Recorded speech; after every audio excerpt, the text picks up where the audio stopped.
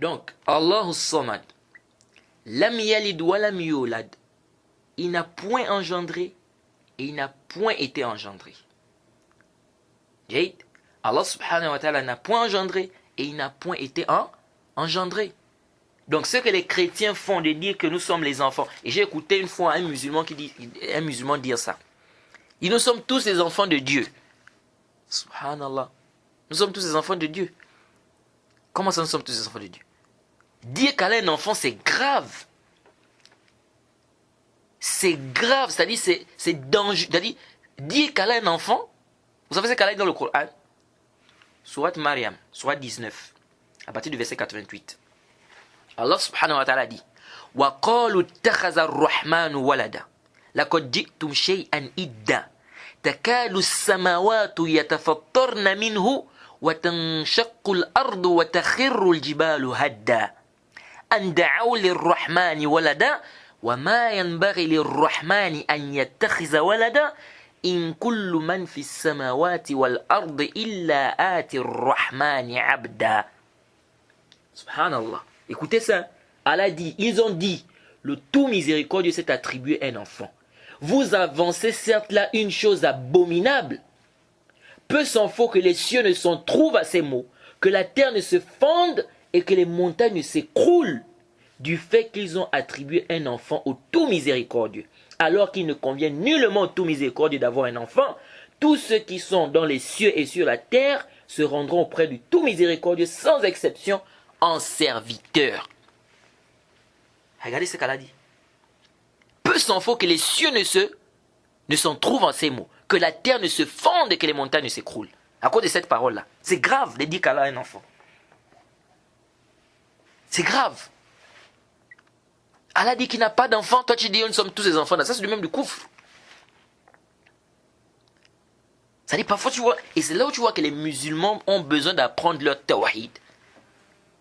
On doit enseigner les gens le tawhid, les frères. On ne doit pas se fatiguer. Tu es un musulman, tu oses dire que nous sommes tous les enfants de Dieu. Subhanallah. C'est dangereux ça. Donc Allah subhanahu wa ta'ala n'a pas d'enfant. Il n'a pas engendré, il n'a point été engendré. Et d'ailleurs, il n'a pas de compagne. Comment va-t-il avoir un enfant Il t'a dit, il va avoir un enfant comment? Donc Allah subhanahu wa ta'ala n'a pas d'enfant.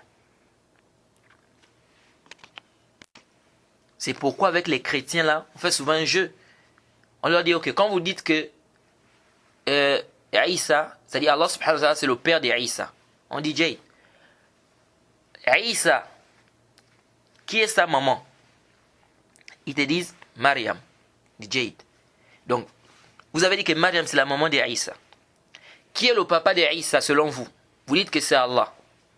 Maintenant, on leur demande, qui est la compagne d'Allah? C'est-à-dire, qui est la femme d'Allah? Tout de suite, il te dit, non. On ne peut pas dire qu'Allah a une femme. Ah, c'est-à-dire, même sa raison, c'est-à-dire la raison raisonnante refuse cela. Je dis bien la raison raisonnante, parce qu'on peut avoir la raison et refuser de raisonner. La raison raisonnante refuse ça. Il dit, non, on ne peut pas dire qu'Allah a une femme. Parce que quand tu dis, mais tu as dit que Mariam, c'est la mère d'Isa. Tu dis qu'Allah, c'est le père d'Isa.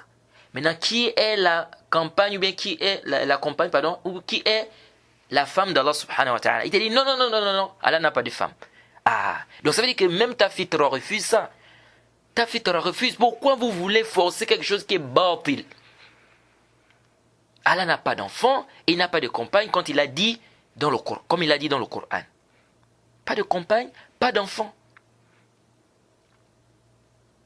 Donc, il n'a pas engendré, il n'a point été engendré, et nul n'est égal à lui.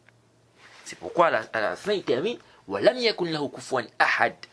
Et nul n'est égal à lui. Nul n'est égal à Allah subhanahu wa ta'ala. Et c'est normal.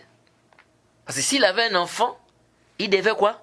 Il devait participer à c'est-à-dire il devait être une divinité. On devait aussi l'adorer.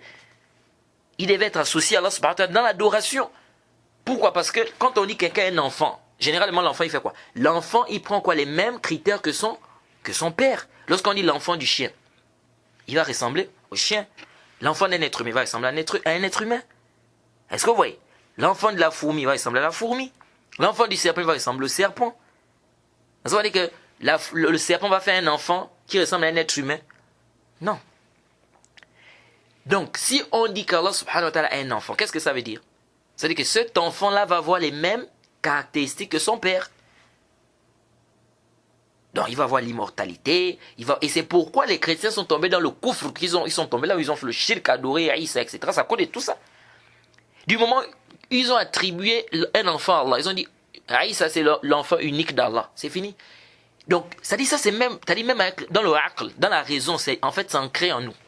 Que l'enfant prend les mêmes critères que son père. Donc, eux, ils se sont dit, comme c'est l'enfant d'Allah, c'est le fils d'Allah, donc cela voudrait dire qu'il a les mêmes critères qu'Allah subhanahu wa ta'ala. Donc, ils ont attribué à Isa l'immortalité, ils ont attribué à Isa la divinité, ils ont même dit qu'on doit l'adorer. Tout ça, c'est quoi? C'est du koufr et c'est complètement batil. Allah subhanahu wa ta'ala était clair, il n'engendre point et il n'a point été engendré. Et nul n'est égal à Allah subhanahu wa ta'ala. Ça montre quoi? Ça montre le tawhid. Ça montre que c'est Allah seul qu'on doit adorer. Il n'a pas d'enfant, pas besoin d'enfant, pas de compagne, pas d'enfant.